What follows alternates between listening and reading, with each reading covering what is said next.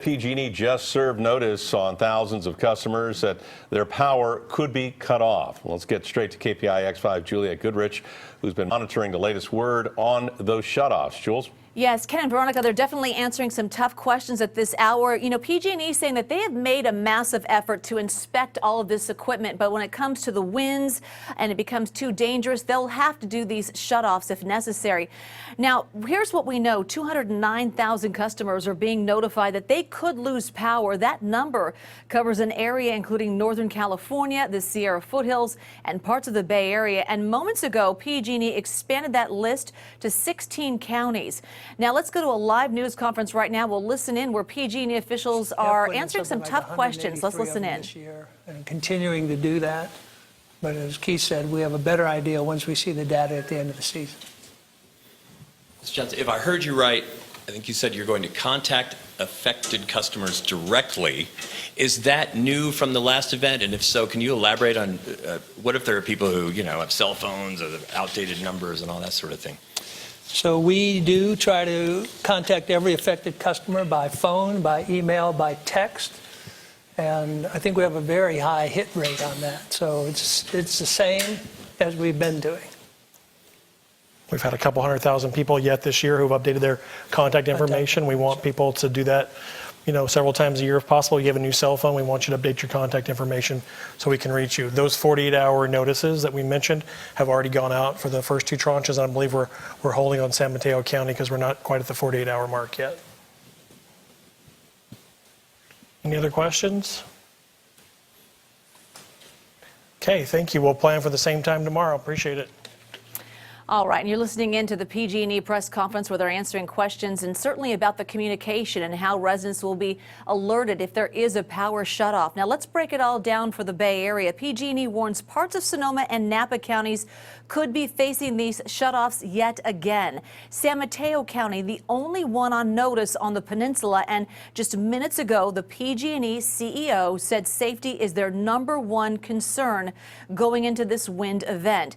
PG&E also claims it is coordinating with counties to ensure that people with medical needs receive lodging, power, batteries, and other services to ensure that they receive the care that they need. PG&E admits their own list of people with special needs is not updated. Let's hear some more from PG&E officials.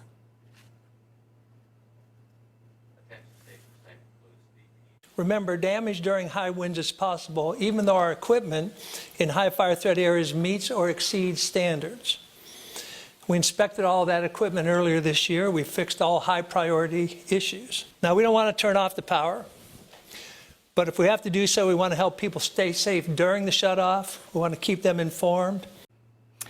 Now, PG&E is pushing back against claims that it's still falling short in keeping customers informed. The utility said minutes ago that they are stressing communication for those potential outages this time around. And at last check, PG&E saying that it could happen Wednesday. And we'll certainly be monitoring this and letting all of the counties and cities know if there will be power shutoffs. For now, that's the latest here. I'm Juliette Goodrich, live at the news desk. All right, Juliette, we appreciate it. Thank you.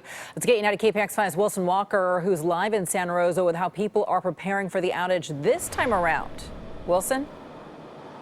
Yeah, just listening to sort of what we were hearing from PG&E there. Part of their effort, they say, is to have better communication with the multiple jurisdictions that these events fall under. Now, I just got off the phone with someone from Sonoma County, and I asked them, have you seen anything different this time around that you didn't see anything last time around, any sort of new outreach, new types of communication? The answer was no, that they really don't feel like anything differently is happening this time around.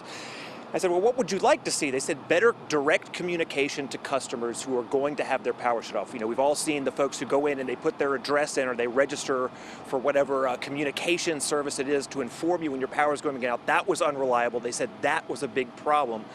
Which says the only way you get to know if that works is when it happens. So we will only know then. So what are people doing? They're getting ready. PG&E says this might go better than last time. We'll see. Increasing the capacity for our website traffic and also for our call centers.